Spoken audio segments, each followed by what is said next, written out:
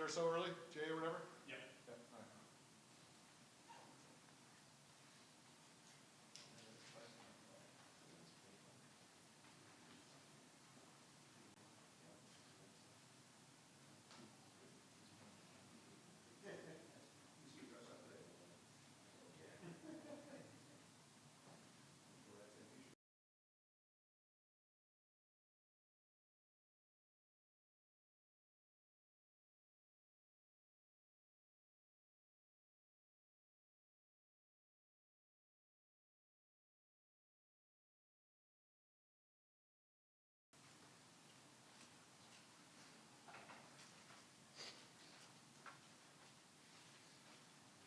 All right, everyone, we'll let Coach come on out. Start us out with an opening statement, and we'll take questions. All right, guys. Okay, happy spring. Excited for spring ball to get started. Obviously, things are a little different this spring than they were last year. A lot of excitement in the air when it comes to our team, when it comes to our current players, our new staff, recruiting, all the things that are happening in college football right now. There's just a buzz out there, which I enjoy, and I think it's really good for the sport, and I hope we get some solutions here soon. For us, we're getting started tomorrow on the practice field, today in the meeting room. We'll have 3 practices this week, and then 3 practices every week until the spring game on May 2nd, which will be hopefully even better attended than last year's Dawgs After Dark. And we will do everything we can to make it a great experience. We should know who the 2 honorary head coaches are by the end of the week, and we'll be able to announce that, but certainly sounds like 2 great names we're planning to bring back here for the game.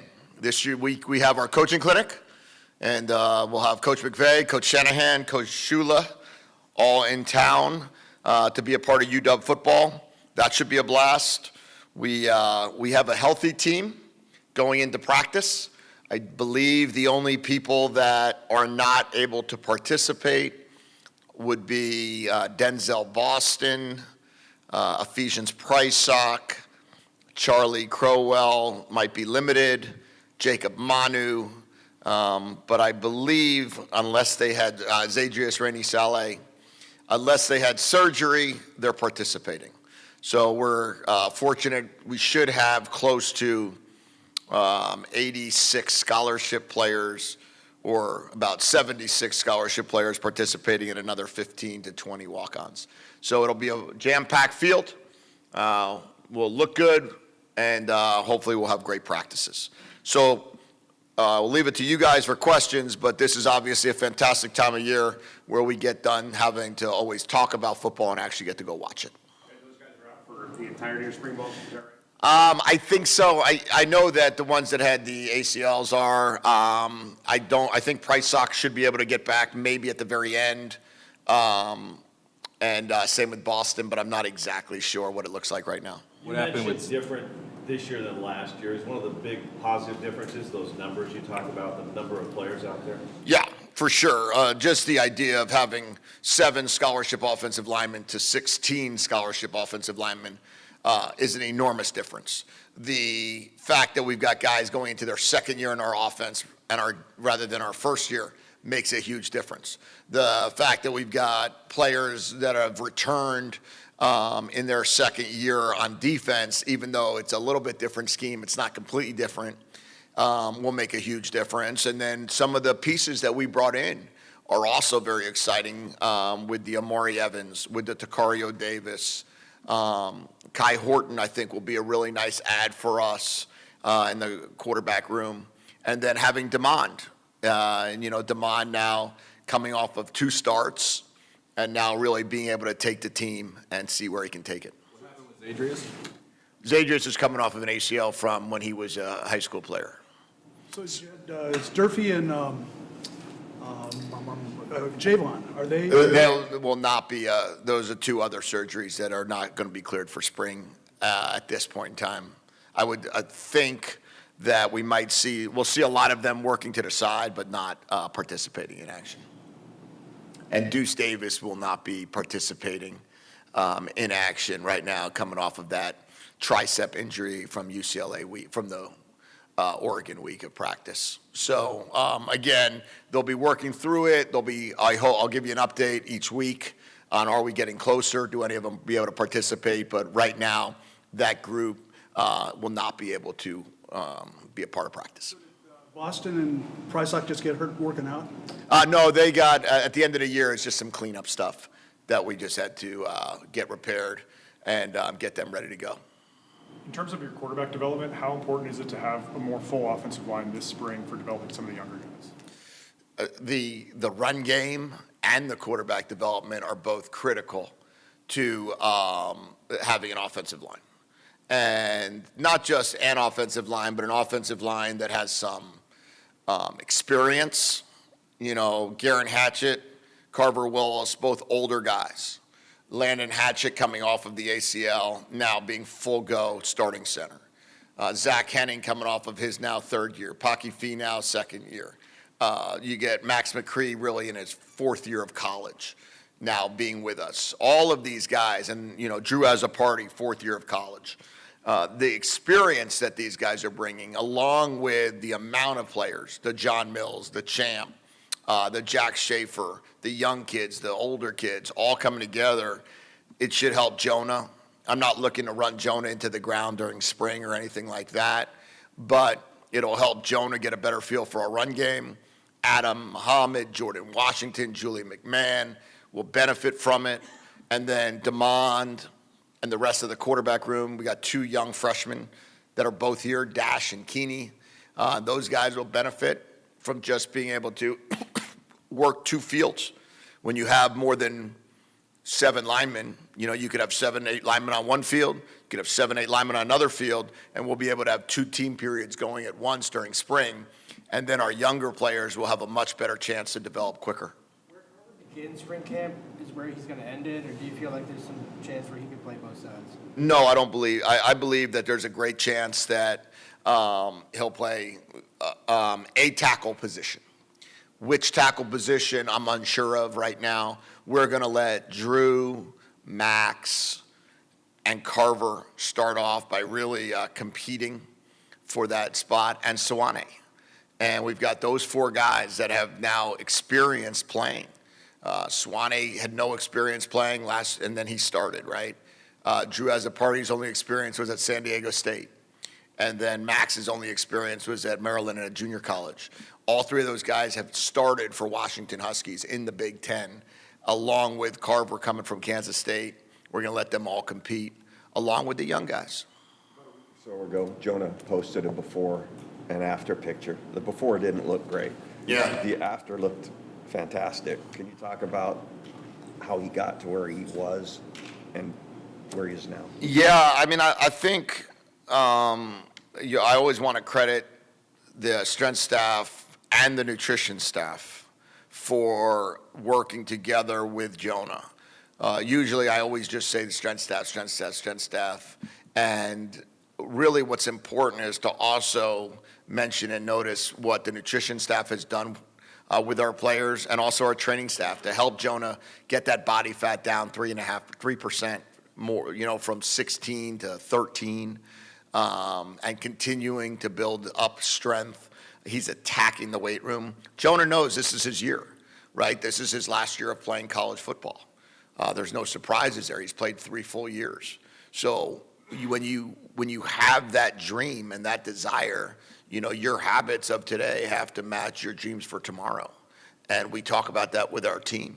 And I think that's an opportunity right now for Jonah's habits certainly showed up and the picture reflected it. What's different about the way you guys approach nutrition from when you arrived here?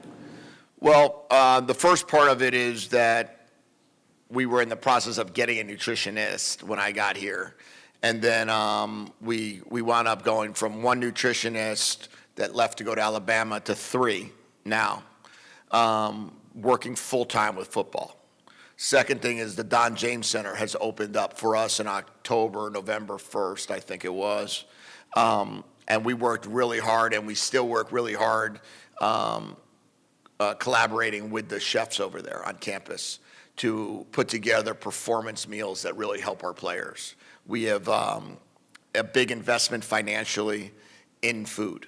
If we're not, we were always catering before. We didn't have performance chefs working to build out meals for our players. We're now in a position where we can cater for a change-up, but we can use the nutrition program here and the performance chefs and the performance nutritionists that we have, sports dietitians, really helping our kids make their plates, helping our kids understand what they're trying to get done, and it's showing up in their bodies. Changing his body type like he has, what have you seen that's done for him? Have you noticed a Confidence. psychological change? I tell our guys, right, have swagger, right, confidence plus joy. And he's got that right now. He feels really good. He feels really good about where he's going to be going into this season. And I think that what he is excited about is not just being able to break a tackle, but then be able to finish in the end zone. Jonah will talk about he's gained speed by losing some weight, by attacking the offseason. We have a faster team than we did in December. On December 31st, we had one team. Tomorrow, we'll have another team that's faster. And it's faster for a lot of reasons, either what we brought in, but also how they've trained.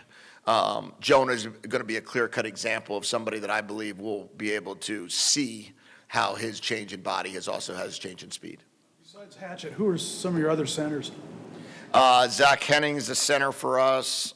He'll probably be working with the twos right off the bat. We're going to teach some of the young guys about snapping. We have Lowen Coleman Brusa coming in, who's also going to be a center for us.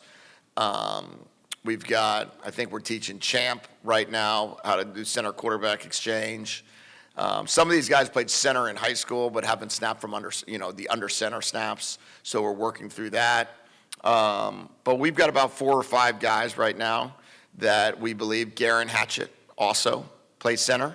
So we're going to have Landon, Garen, and Zach probably will be our first 3 guys out there. And then we're also teaching David how to play center. I know you've talked about this before, but just for a little refresher, for Damon, the biggest difference from a year ago to today, physically and mentally, is what? Well, his weight. He's another one that I think Damon's up to 198. 190. His goal is 200 by tomorrow. I didn't see what he weighed in at today, see how he did at spring break. But his goal was to hit 200 pounds for the first day of spring ball. He was at 180, 181 last year at this time. He's a year older. He turned 19. We're very happy that we were able to celebrate his 19th birthday. His amount of time that he has spent trying to learn not just offensive football, but defensive football is what I think will be able to help him make the biggest leap. When you arrive on campus and you're a high school quarterback, you're spending all of your time trying to learn our offense. He's now had a year of knowing our offense. Now he's actually able to study defense. And that, I think, mentally will give him the greatest advantage from last year to this year, is that this extra year now has given him this opportunity to understand what cover 3 and cover 1 and cover 2 and zone pressures and how to get away from certain looks and how to recognize defense in a certain way. So you felt like made big strides in the weight room or with conditioning or anything like that? Adam Muhammad is a specimen. I think that he's made incredible strides, but that's not surprising for me with Adam Muhammad, the way he's attacking. Jordan Washington is up 20 pounds from when he arrived on campus. He arrived on campus at 163. He was at 184 the other day. I'd say the offensive line, look at some of their squat numbers, are incredibly impressive. The defensive line, Zach Durfee, is just killing it in the weight room right now, doing an amazing job. Excited about some of the improvements that I would say the receiving corps has made. They've certainly worked extremely hard. Rashid looks a lot different, looks a lot bigger, a lot stronger. We'll see what it looks like out here tomorrow, but they're going to look different in their pads than they did a year ago. You're Excited, the players, there's excitement, there's energy, maybe nerves. Are you a speech guy? Will you give one tomorrow to the team, and what will be a message? I'm always excited. You guys know that. That's not anything new. But in terms of speed, no, I'm not big day of. We'll cover our team meeting tonight. We'll talk about what we need to get done. We'll talk about how do you practice, what our expectations are, what are our standards. We're not going to rah-rah it up. You know, that's not kind of how we're built. We're going to go out there and we're going to play and practice well. That's going to be our goal. We're going to stay off the ground. We're going to try to stay healthy. We're going to try to take care of each other. We're going to wear pads. Every day we're allowed to wear pads, so we'll have 11 days of full padded practices. We'll have a game in full pads. So we'll be in full pads 12 times. My hope is out of the 15 practices. The first 2, we're not allowed to be in pads, so we won't be. But we're going to try to be fast, physical, smart, explosive, tough, but we're not going to rah-rah it up. I know Damon's obviously the number one guy in that room, but can you talk a little bit about splitting up the reps with the other guys, especially since Damon is dramatically different than the rest of the guys you have in the room? Well, we have to find a way. I was going back and looking at the practice plans from last year, and you forget that, Damon wasn't the starter. So the amount of reps he was at, was like, let's call it 6 to 4, or, you'd have a 8 to 4 sometimes in a 12-play period where you'd go 4-4-4, and Will would take the second batch of 4. So it's going to be exciting to see Damon have as many reps as he's going to get and how much better he can get. The amount of players we have, we're 30 more players than we had last spring combined. We're going to go 2 fields a lot. So a lot of the reps that the third and fourth guy normally can't get because of just space and time and players, we're now going to be able to get. So Kai Horton will have a lot of opportunities as the number 2 quarterback to get the same type of reps as Damon had. And then Keeney and Dash and Shea will have opportunities to compete for that number 2 spot. Rather than just stand there and say, I'm competing, they're actually going to be able to go on a field and go compete with the other 3s and 4s out there. What do you envision, I guess, for Quentin Moore? He's got this year back. He missed all last year with the injury. Where do you kind of see him right now?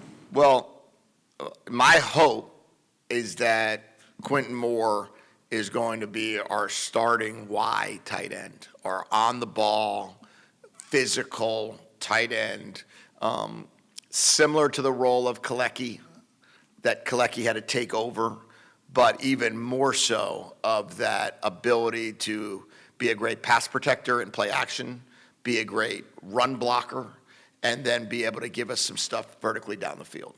That's my hope. It was such a shame. It was the 12th play of the first game of the year, and we lose our starting tight end to a fluke play.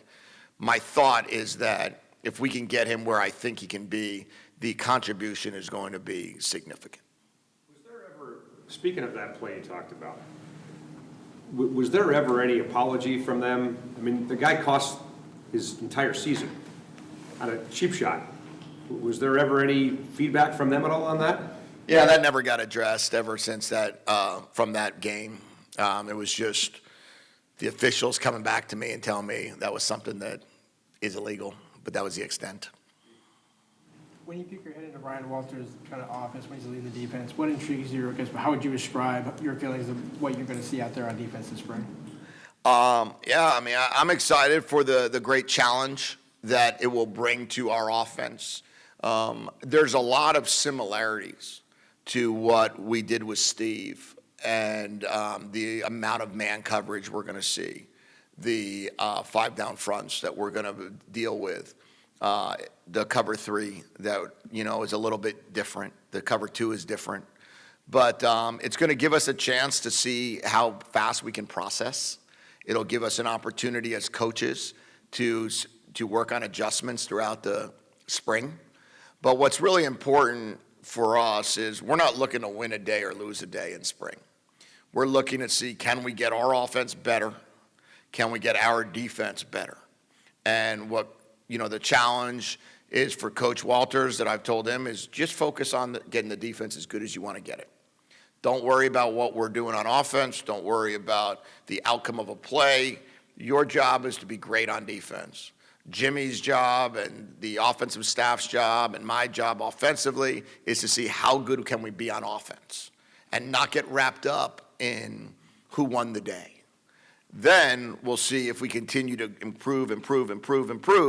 Then we'll have great competitions, and that should enable you guys to be able to write cool stuff.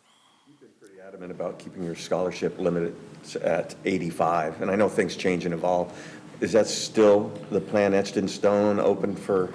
Well, yeah, I'm not sure anything's etched in stone in college football right now. We're constantly in this ever-changing environment, a better understanding, what's going to happen on April 7th or sometime between April 7th and probably the end of spring football. We should have a final resolution on the settlement, right? So the case has to settle before we even know about roster caps or no roster caps. Assuming it does, we're going to do our best to be at 85. Does that mean that if one or two over 85 we have to be? That's something that we would figure out, and then we would just take that out of our cap. That would be the way that would work. But we have to still figure out a lot of other things right now in terms of how is the new college football, the new frontier, going to actually get implemented? How are these rules going to go into place? How quickly is everything going to happen? So if we have 86 or 87, we'll talk with Pat and Aaron and see if that's what we need to, if that's what we're going to do. But my thought process right now is 85. 85, you talk about the salary cap. How are you in the NIL field? Are you adequate, middle, top? Where are you? Well, we always want more, right? That we know that. That's always going to be part of the process. We are very fortunate at the University of Washington that we are a full revenue share program, meaning we're going to max it out, which is 22% of your TV revenue, which is going to be the $20.5 million. That's been guaranteed to us. So the great part about being at UW is that there was no doubt that Pat was going to make sure that we had the maximum that a player can get. The key is how much more can we get? Because as we know, there's no programs that we're competing with that are ending it with their revenue share dollars. They're always going to go above and beyond. That's when I think we have the greatest advantage. Now, you guys are going to say I'm always positive. What I'm going to tell you is how can you not have a great advantage when you have 12 Fortune 500 companies in Seattle? They do not have that in some of our rivals. When you have the 54,000 millionaires in Seattle, they do not have that in most or all of our rivals. And the fact that 73%, I think is what I read most recently, of our graduates live in the Pacific Northwest and come back and stay within X amount of miles from campus, most of our programs or all of the rivals don't have that. So we believe that once NIL becomes real, we're able to go to the community and we're able to make deals and we're able to get all of these companies on board. And if they choose to get on board, we will have the best NIL program in the country. If they don't choose to get on board, then we'll be up here begging and pleading again. Your program signed an agreement for July 1 forward with the school? I don't want to say everyone because I might be off on one or two, but we are close to 98%, if not 100% by tomorrow, of the MOU deals that we have in place. Now, we haven't put an MOU deal in front of everybody on the team. We have to see what it all looks like come the end of spring. But all the MOU deals that we have in place have been signed, and we're in a really good place moving forward, assuming nothing changes with the settlement with Judge Wolkin. All right, thank you, everybody. We'll get Coach Doherty up here and then Coach Walters after that. Thank you, guys. We'll see you out of practice.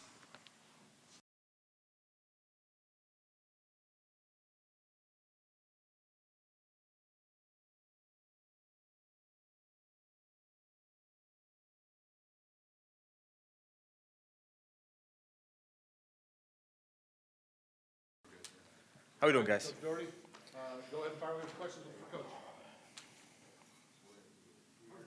spring for you? Because obviously you guys have really it's more about the on-field talent that's different than everything else. When you go into practice tomorrow, how confident are you going to be with the guys that are going to be around Damon and Damon himself kind of leading the team versus? Yeah, I mean, I think Coach kind of hit on it. We have the cupboard is stocked, so to speak, at all positions, really.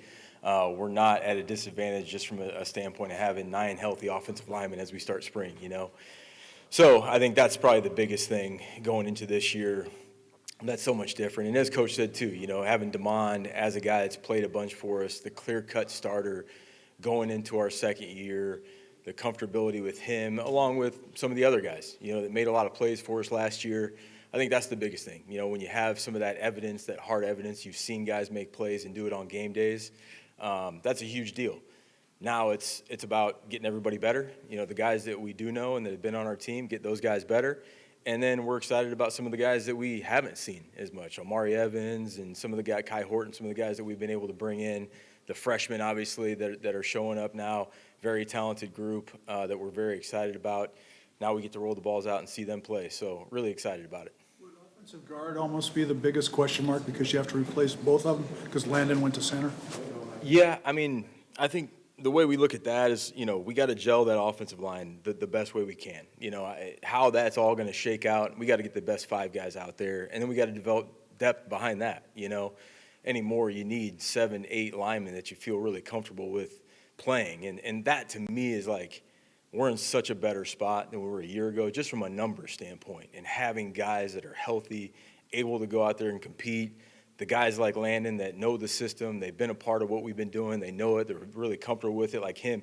Like you said, like bringing him now to center, a guy that's been in the system for a year, that's a huge deal. I mean, the center is a huge piece of it because he's really, outside the quarterback, he's going to touch it on every play, right? He's getting all the calls and getting everybody set as far as where we're going with our targets and whatnot, so that's huge.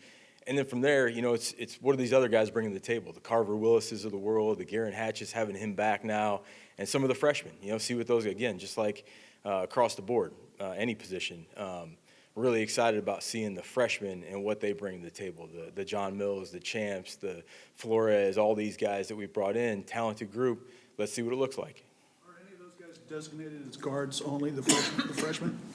I don't know if I'd say designated yet. We got to see what it looks like. We got to get out there and see what it looks like on the field for one day. I believe John's going to start at guard for us, and Champ's going to start at guard. I think Jake is going to kind of be an interior guy for the most part early on. So, we'll see where that goes. Those guys might end up getting kicked out to tackle, depending on what it looks like and what they can handle on the field. But again, our job is to get the 5 best guys out there, gel it, make sure it's one unit together, and those guys can go out there and play really good football for us. You didn't know John was from California. Just looking at him, big country, would you think he's from California? No, I'd say Montana probably be my guess, yeah. Or maybe North Dakota or something like that, yeah. He's classic. He's awesome. Talk about your added responsibility, not only as the offensive coordinator, but you only have one returning quarterback in the room. And how hard is that to have that many new bodies specifically in the quarterback room? Yeah, it's a challenge. We have had, the past several weeks of being able to be with him in the classroom, and be with these guys to really get them caught up to speed. Not Kai, obviously. We're going to see what that looks like. He's really smart and has been studying on his own and has done a great job of that. But like you said, you got 2 freshmen. You got a transfer coming in. Shea was here, obviously, but we got to see what those guys can do. See what they're able to do. They're doing a great job with everything that we've asked of them so far, whether that be in the off-season conditioning program, whatever it might be. In the classroom, they seem very capable, but now can they transfer it out to the field?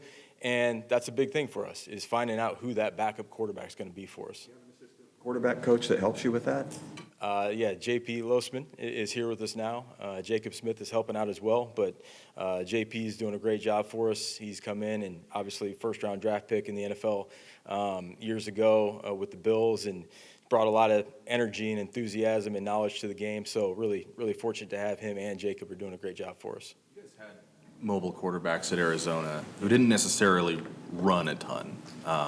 Curious where the balance is with someone like Damon, who you know what kind of speed he has, you know what he can do with the ball in his hands, but I imagine you want to limit the number of hits that he's going to take over a season too. Yeah, I mean, you're never excited about your quarterback getting hit, so that's something that we're always conscious of, I would say. But he is such a weapon. Damon's really different than anybody we've had because of how fast he is. And, I think it's been said before, but he's fast. He's like a receiver fast. It's always great to have quarterbacks that can get out of trouble, use their feet, they're athletic in the pocket, keeping their eyes downfield, making plays with scrambles and things like that. Damon, no doubt, brings another element to it, but we'll always be conscious of making sure he's being smart with how many hits he's taken. We have to be very, very conscious and smart about that. With Denzel potentially missing some time this spring, who are some of the other receivers that you're looking at stepping up this year? Yeah, I mean, I know Coach hit on Rashid. He's had a great offseason. Kevin Green, great offseason. Some of the other guys that really the whole group's done a good job. I'm really excited to see the freshmen, see what Raiden looks like, see what Chris Lawson looks like, some of those guys out there. Amari Evans, bringing him in as a transfer, really excited to see what that looks like. Denzel, we know, again, we have evidence to what he's done, and I think there's a lot out there more for him. We're disappointed he's not going to be out there for the whole spring, but he's doing everything he can right now to continue his process and how he's moving along. But we'll be really excited to get him back. Again, kind of like the offensive line. We're always going to be an 11 team, and have 3 receivers on the field majority of the time, and we got to find the best playmakers for us to go out there and be explosive. That was kind of the one thing we looked at it, and we were, kind of go back and look at last year. We need to be more explosive. We went on too many 12, 13, 14 play drives. How can we be more explosive with guys that can get in that end zone right there in 1-2 plays, So a lot of competition in that room, I would say, and really just excited to see now. They had a tremendous offseason in the weight room and doing all the sprint stuff on the side, and now I'm excited to see it now come to fruition on the field. About Jonah's body transformation and how this is his year. Jonah knows that, obviously it's his senior year, but he's put up big numbers in the past. Are you expecting anything different from him? I think Jonah's, another guy that's put the work in. It could be a broken record as far as like the guys that had these amazing off seasons. I know the picture went viral of Jonah and what his body looks like right now, and that's not photoshopped. He put the work in to get to where he is right now. And it's not that he wasn't working hard before, and he's always been talented, but I'm so excited to see what he does. I think he's the best running back in the country, and that's how we feel. And we feel like we have one of the best running back rooms in the country with Adam and Jordan and all the guys behind him that are coming up in the ranks behind him. But the sky's the limit for Jonah. I mean, how far and high and how many yards and all that, touchdowns, all that, I think it's an extremely high bar for him, and that's how he wants it. He's going to go after it and attack it. But yeah, really excited to see what he can do. But we got to keep having those other guys too. You're not going to just have one running back play the whole year. We got to keep developing the other guys. Adam Muhammad, as we talked about many times, very talented kid, and Jordan brings a different element with his speed. So just got to keep developing that room, just like all the rooms. Other than Kevin Green, who do you see competing for time in the slot for you guys this year? I think KG, Audric Harris is another guy that had a great offseason. Really excited to see what he can do in the slot. Amari, he might have some position flexibility, whether he's going to end up as an outside guy or in the slot remains to be seen. And then, formationally, we can do some different things with Denzel in the slot at times. We're not just tied into, this guy's just a slot. We can move guys around as we see fit with what they do best. But no doubt, we got to make sure that we know who that guy's going to be. And spring ball is for that. Spring ball is really that time where you're not focused on an opponent, so to speak. You're focused on yourself. And we got to go out there and play really clean football, keep developing our guys, making sure we're playing good fundamental, sound football out there, and then let the competition develop, in all those rooms, and who's going to rise to the challenge, who's going to keep getting their game better and making sure that we can have the best guys when we put out the best 11 come the fall. Are you comfortable with the health and the depth that you have there? I feel really good about the tight end room. another room. And I know Coach was talking about Q Moore. I mean, I think that guy is so talented as a pass catcher and as a blocker. He's so strong and physical at the point of attack. He really brings a different element. And then Decker DeGraff, as a young guy, I think he at times and in spurts last year made some really splash plays for us down the field. I think that guy's got a chance to be one of the most athletic tight ends in the country, you know, when it's all said and done, and do some really big things in the passing game. And he's a willing blocker as well. So you got those two pieces right there we feel really good about. And then it's going to be about, again, developing all those other guys, the young guys, the transfers that have just came in, and making sure we can get those guys up to speed. What would be a successful spring? Like, what goes into a successful spring? I think I just hit on it. You know, I think it's about, you know, I know you guys asked Coach, but, you know, what do we want day one of spring ball? Clean football. Like, it's a boring answer, but it really is true. We want good, clean, fundamental football. Line up correctly, line up in the right splits. Everybody make sure that we know the snap count, go out there and give ourselves the best chance to go out and be successful. We have talented guys.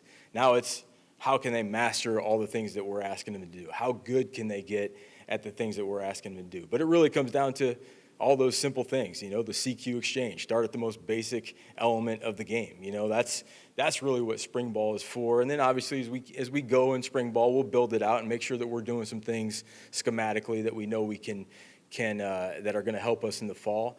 But it always has to go back to, in my mind, it's the competition within the position groups. That's always a big thing in the spring, and just making sure you're getting as good as you can at the fundamentals that we want to teach our guys, because that's got to be the core of anything that you do, and always where we're going to start from a focus point, and then it builds out there from schematically. Last time you were here, Coach Sark brought you in, and you were pretty young, but he had enough faith and confidence in you. Do you still talk to Coach Sark, pick his brain at all? Still a mentor? Yeah, every now and then we stay in touch through text, and you know we're all busy as coaches, you know, so it's mostly text. Every now and then a call here and there, but yeah, I still consider him a friend for sure.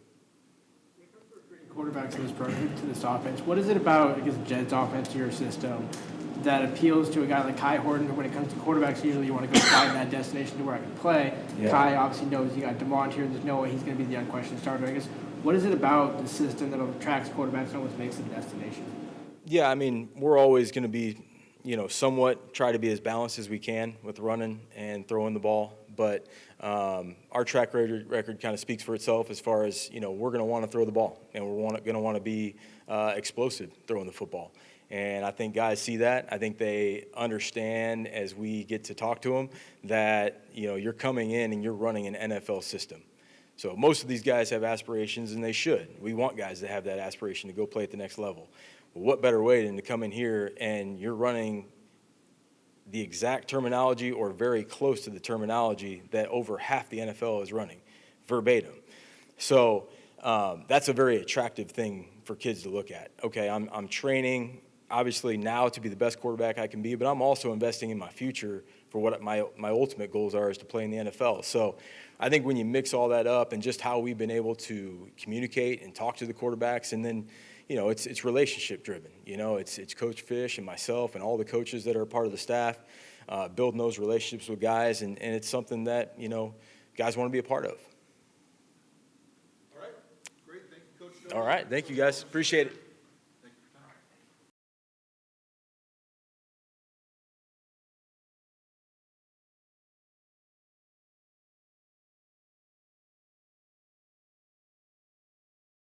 How you guys doing?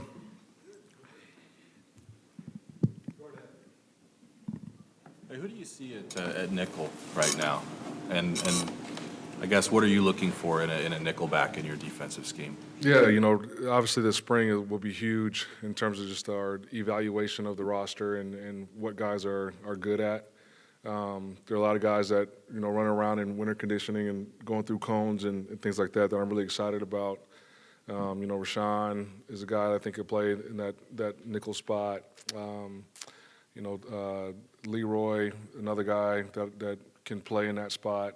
So, you know, we need a guy that is physical in the run game, but also can cover like a corner. You know, it's a different route tree in the slot, and you know, there's a lot of space and a lot of opportunity for offenses to create explosive plays in that spot, so that identifying who can help us win games at that nickel spot will be huge, this spring. Somewhere you see Alex McLaughlin putting in, or is that something where he might play safety, walk down in the box? I think he'd be more safety-oriented, yeah. Spot. You have, obviously, Jacob Manu sounds like he's not going to be a full participant in spring. How do you balance that, knowing what X can do, what Buddha can do, and then having Jacob also as kind of like a bonus luxury at this point? Yeah, I think, with Manu not being available this spring, it just allows for a lot of guys to get reps, and for us to be able to evaluate, who's going to be able to help us on game days. I'm excited about that room. They've been, up studying more and meeting individually with coaches. And those guys are eager to get on the practice field. How central is that linebacker position in your defense? Because it sounds like you got 5 working the defensive backs, potentially 5 up front. What is the role that linebacker plays? Is it often the quarterback and the defense effectively? Yeah, for sure. And we'll be multiple. Like, it's not all, like, I know a lot of people are intrigued with the 5-down look, but we're going to be multiple. I think you got to ever evolve as a coordinator and as a defense, so that you're not being predictable on game day. But every position is pivotal. There's not one position that's more important than the next. Our goal is to try to create one-on-one matchups, across the board. So you got to be able to hold up your one-on-one in order for it to work. You have just 4 starters on defense that came out of the Sun Bowl. Is that somewhat of a challenge? I know last year they had just one come out of the national championship game, but it's kind of like a big turnover on defense. Yeah, I mean, there is a turnover. I also think it's a time for opportunity as well. You got a new staff, new scheme, new players. Everybody's sort of starting with a blank slate in terms of learning the verbiage, learning how we want to do things and the standard with which we operate. So competition is going to be pivotal this spring. Seems like you guys have added some size on the defensive line. How important is that size to compete in the Big Ten in your defense? Yeah, it's pivotal. They call it the Big Ten for a reason, and so you got to be big, especially on the line of scrimmage. So I have been pleased with just the size and the depth that we have on our interior D line. And again, we haven't put on pads yet, haven't had a practice yet, but I've been encouraged with what we've seen in winter conditioning. Everybody's looking for a pass rush specialist. Do you have one? We'll find out, right? I do feel really good about, sort of that rush-in outside backer room. You look at body types, they're what you want. You look at the way they work, it's what you want. But again, we've just been running around cones and doing some walkthroughs. And so, be able to put on pads and get some live reps, I'm excited about. Does the Arizona transfer, and I can't say his name, does he play both inside and out? Who are you talking about, Bobo? Tai Tai? Yeah, he's a guy that we're hoping can be versatile and play the 5 and play the 4-eye. He's got a great motor and very strong and explosive. But again, we haven't put on pads yet and haven't had a live rep yet. Is versatility a key component of your defense? Absolutely. I think when you're versatile, it allows for you to be multiple and not tip your hand on what type of defense you're going to be playing, depending on the personnel that's out there. So versatility has value, both from a schematic standpoint and from a position-specific standpoint. We're talking about players on the roster. Anytime you can do multiple things, I think it allows for value and allows you to have your best 11 on the field at any given moment. Believe in a lot of pre-snap, or you don't have to because they're versatile players? I mean, in terms of they're versatile. Pre-snap, what's your concept of pre-snap with versatile players? Pre-snap with versatile players. Yeah, pre-snap in terms of some defenses across the league, they'll move players around, right, so that your defense is going to dictate to the offense what they call. What's your concept of pre-snap movement by defensive players? Yeah, like I said, we'll be multiple. So we might present a 5-down look and then get to a 4-down alignment pre-snap. We might present a single high coverage pre-snap and then post-snap get into split safety. So I do think we're not just going to line up and tell you what we're in all the time. I think you're asking for trouble that way. But to be multiple, though, you have to have versatile players. Yeah, absolutely. The other corner spot, Kari Davis with Fisch's Price not participating for a little while. Who are some guys that you're hoping are going to step up on the outside? Yeah, Caleb Presley, this will be a huge spring for him. Leroy, this will be another huge spring for him. We're getting some more reps. And we got some guys that are also in that nickel spot that will play outside. So I think the sheer numbers that we have this spring will be huge in terms of our development as a program in order to improve just with the amount of reps that those guys will be able to get.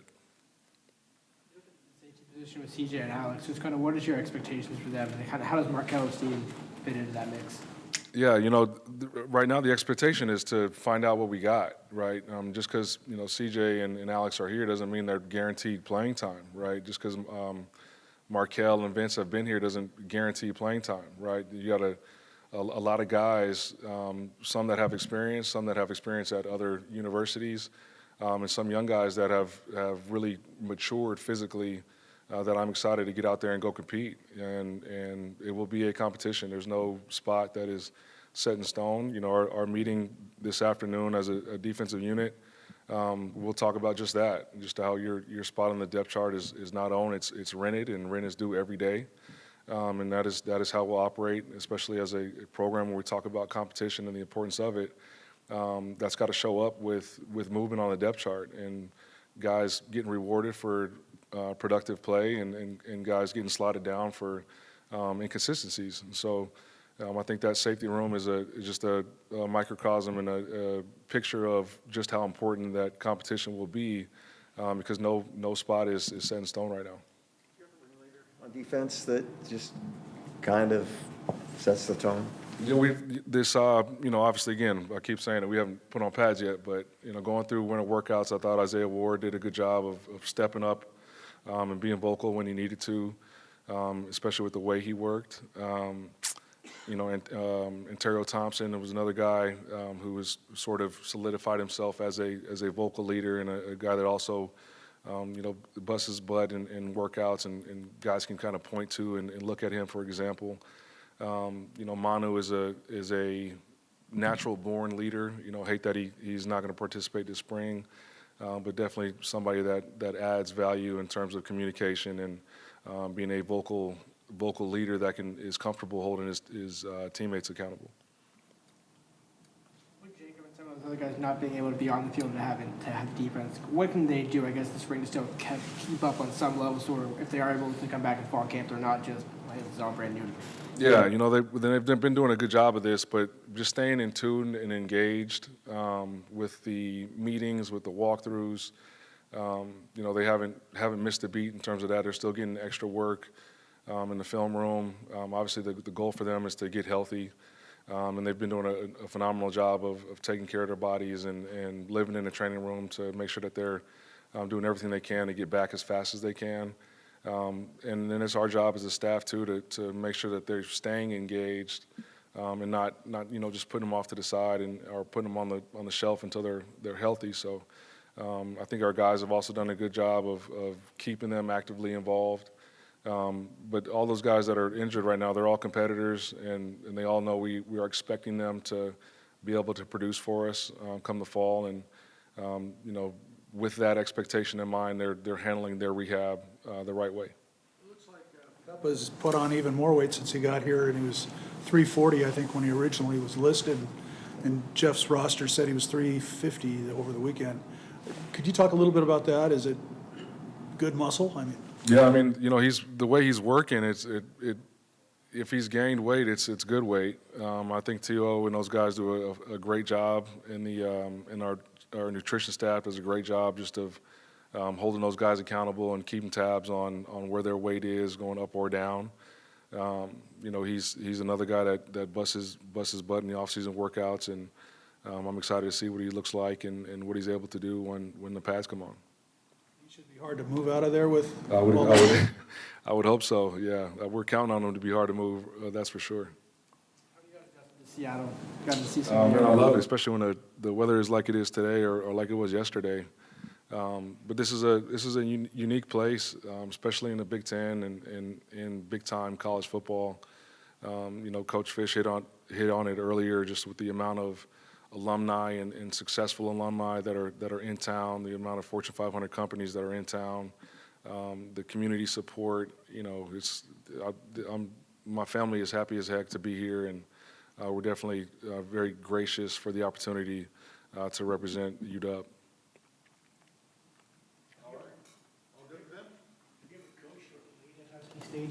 I was a coach at Arizona. We played here, night, rainy game. The atmosphere is still electric. This is one of the premier locations in college football. For the assist on third down for your defense that Husky Stadium gives. I love it because that's one of my favorite areas of the game. So third downs will be huge. You can win or lose games on third down, and to have that sort of help at home, it's no secret why you've got a 20-game win streak here. It's the atmosphere is second to none, and I can't wait to experience that firsthand come this fall. All right, thank you, everybody. Yeah, appreciate it.